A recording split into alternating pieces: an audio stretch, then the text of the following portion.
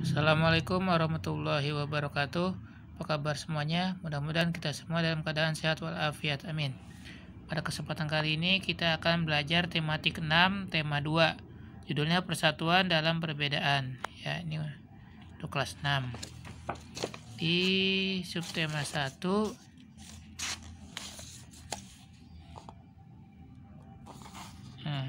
rukun dalam perbedaan. Ini materi bahasa Indonesia di pembelajaran 1. Ya.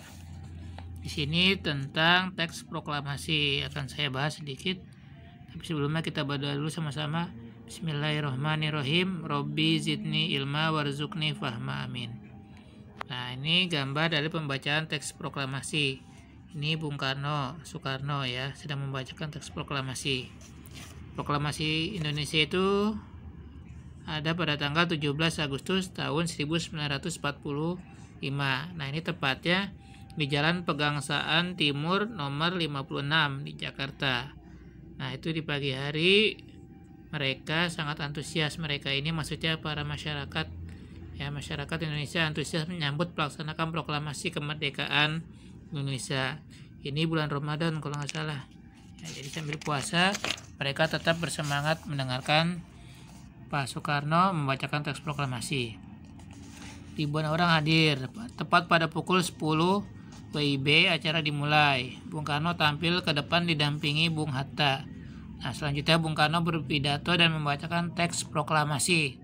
Nah, yang membacakan teks proklamasi ini Bung Karno dan Bung Hatta dikenal sebagai proklamator.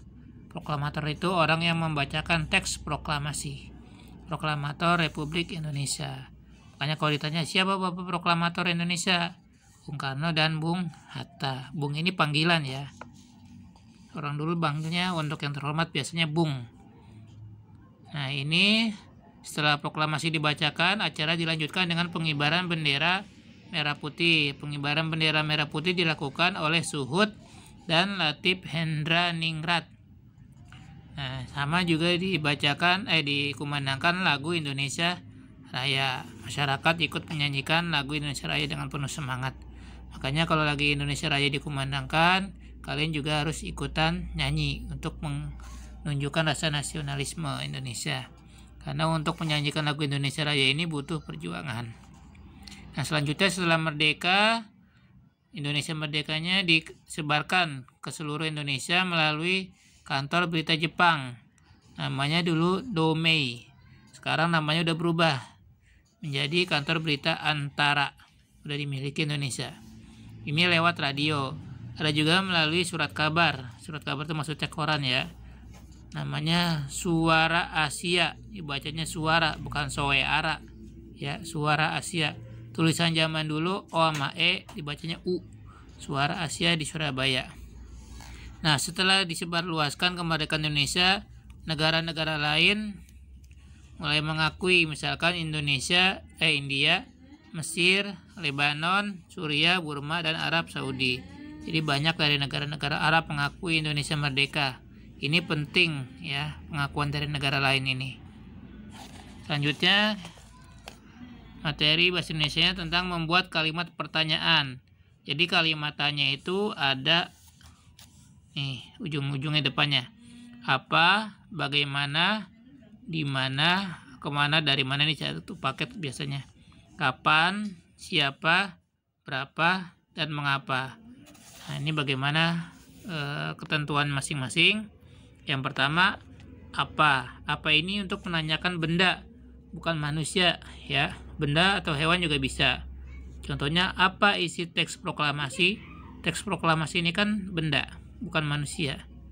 Contoh lain misalkan, apa yang dimakan kucing? Nah, itu kan juga kan bukan manusia.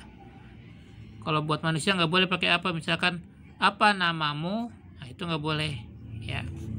Yang kedua, bagaimana? Ini untuk menanyakan cara. Contohnya, bagaimana cara mengibarkan bendera? Oh, caranya begini, begini, begini. Atau bagaimana cara membuat ini? Itu ya. Nanti kalian silakan coba bikin kalimat tanya. 3. Di mana atau kemana atau dari mana. Penulisannya dipisah ya, di dan mana. Ini untuk menanyakan tempat. Contoh, di mana suku Bali tinggal? Nah, kan tempatnya yang ditanyakan.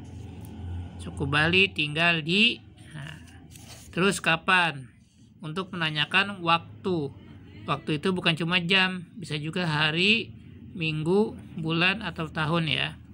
Contohnya, kapan Indonesia merdeka? Indonesia merdeka pada tahun gitu. Terus siapa? Untuk menanyakan nama orang.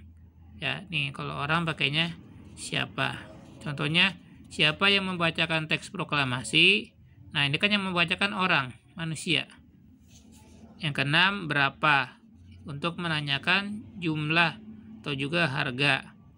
Berapa harga cindramata itu? Ini contohnya. Atau berapa umurmu? Berapa jumlah buah di dalam kantung? Itu kan jumlah ya. Yang terakhir, mengapa? Untuk menanyakan sebab atau alasan. Contohnya, mengapa harga kain batik mahal? Kan ada alasannya. Jadi kalau ada alasannya, kalian nanyanya mengapa ya. Nah, setelah menggunakan kalimat tanya, jangan lupa di akhir kalimat gunakan tanda tanya ya. Demikian pembahasan materi bahasa Indonesia di pembelajaran 1. Mudah-mudahan dapat bermanfaat. Jangan lupa klik like, share, and subscribe. Sekian, assalamualaikum warahmatullahi wabarakatuh.